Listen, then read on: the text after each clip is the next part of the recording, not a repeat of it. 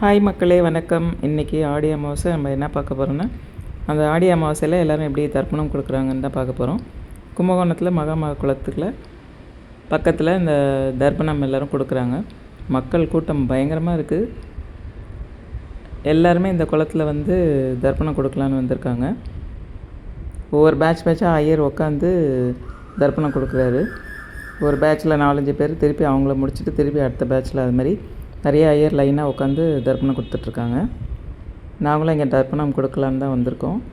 முக்கியமாக தர்ப்பணம் எதுக்குன்னு பார்த்திங்கன்னா, நம்ம இறந்த முன்னோர்களுக்காக அவங்க ஆத்மா சாந்தி அடையிறதுக்கு, அவங்க அன்றைக்கி அந்த இருக்கிற பசி தாகம் எல்லாத்தையும் போக்குறதுக்கு இந்த தர்ப்பணம் கொடுக்குறான்னு சொல்கிறாங்க.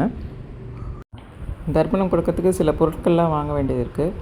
தேங்காய் பழம், வெத்தலைப்பாக்கு, வாழை இலை, அரிசி, காய்கறி, எள், இதெல்லாம் எதுவுமே நம்ம இப்போல்லாம் வாங்க வேண்டியதில்லை.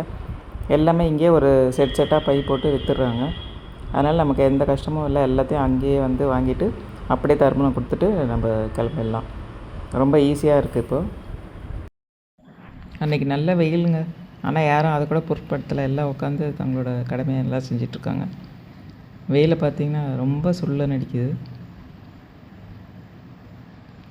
நம்மளாவது முடிச்சுட்டு எழுந்துருவோம். ஐயர் பார்த்திங்கன்னா ஒவ்வொரு பேட்சுக்கும் உட்காந்து செஞ்சுட்டே இருக்கணும். ரொம்ப கஷ்டம் அவருக்கு. அந்த தர்பை புல்லை வந்து கையில் மோதிரமாக மாட்டிட்டு தான் அந்த தர்ப்பணம் ஸ்டார்ட் பண்ணுறாங்க. அதை முடிச்சுட்டு அந்த தர்பை புல், எள், தண்ணி எல்லாத்தையுமே குளத்தில் கொண்டு போய் விட்டுருவாங்க. இதாங்க முறை. நம்ம முன்னோர்களை வந்து யார் தாத்தா பாட்டி யார் இல்லையோ அவங்களெல்லாம் நினச்சி இந்த தர்ப்பணம் கொடுக்கலாம். அவங்க இருக்கும்போது நல்லபடியாக பார்த்துக்கணும். போனதுக்கப்புறமும் நம்ம இந்த மாதிரி சடங்கு சம்பிரதாயம்லாம் செய்து அவங்கள வந்து பூஜிக்கணும். இதுதான் வந்து நம்மளோட கடமை. இருக்கும்போதும் நல்லா பார்த்துக்கணும். அதுக்கப்புறமும் இந்த மாதிரி வழிபாடெலாம் செஞ்சு நம்ம அவங்கள வந்து நம்ம கூடவே வச்சுக்கணும். இது பார்த்திங்கன்னா இந்துக்கள் சம்பிரதாயத்தில் தான் இந்த மாதிரி ஒரு பழக்கம். இந்த மகாமக குளம் பக்கத்துலேயே காசி விஸ்வநாதர் ஆலயம் இருக்குது. அங்கே விசாலாட்சி அம்பாள் உடன் இருக்காங்க. நாங்கள் இதை முடிச்சுட்டு அங்கேயும் போய் தரிசனம் செஞ்சுட்டு அதுக்கப்புறம் வீட்டுக்கு கிளம்பிடுவோம். அதுக்கு முன்னாடி மாட்டுக்கு வந்து நம்ம அகத்திக்கீரையை கொடுக்கணும், பசு மாட்டுக்கு. அது இன்றைக்கி அமாவாசை அன்றைக்கி கொடுத்தா ரொம்ப நல்லது. அது எல்லாருமே ஒரு பழக்கமாக வச்சுருக்காங்க இங்கே. ஆனால் பார்த்திங்கன்னா நிறைய பேர் அந்த மாட்டுக்கு அகத்திக்கீரை கொடுத்து கொடுத்து அந்த மாடெல்லாம் சாப்பிட முடியாமல் ஒரு திகட்டலில் இருந்தது. நாங்கள் எடுத்துகிட்டு போய் வேறு இடத்துல போய் கொடுத்துட்டோம். இப்போ எல்லாமே முடிச்சிட்டாங்க. முடிச்சுட்டு அந்த தர்பை புல்லை கழட்டி வச்சுட்டு அந்த எள்ளு தண்ணி எடுத்துகிட்டு போய் குளத்தில் கரைக்க போகிறாங்க.